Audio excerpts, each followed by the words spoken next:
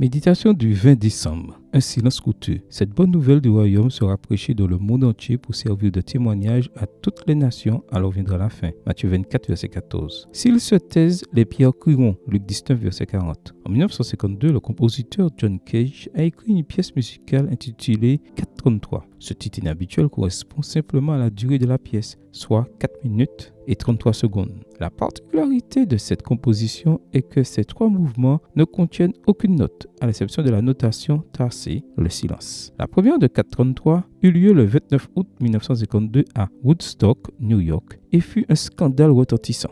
En effet, le jeune pianiste David Tudor entre en scène, salue le public, s'assied au piano à queue, l'ouvre, attend les 4 minutes et 33 secondes et le referme, marquant ainsi la fin de la représentation. Entre-temps, rien, le silence. Un silence seulement interrompu par les raclements de gorge nerveux du public, jusqu'à ce qu'il se rende compte qu'il n'allait rien se passer et qu'il quitte la salle en protestant, frustré et furieux. Le plus choquant est que, grâce à cette création, John Cage est devenu célèbre dans le monde entier. On lui a demandé de l'interpréter à de nombreuses reprises et même de l'enregistrer sur disques et CD avec différents instruments. Folie, extravagance, génie, dérision, il y en a eu pour tous les goûts. Il n'est pas question ici de juger l'artiste ou ses fans, ni de discuter des nombreuses vertus du silence. Mes réflexions vont dans une autre direction. Il y a des silences qui peuvent être bénéfiques, très précieux et même coûteux, mais il y en a d'autres qui ne sont pas très recommandables parce qu'ils n'apportent rien de bon. Jésus a exhorté ses disciples à partager le message qu'il avait proclamé au prix de sa vie.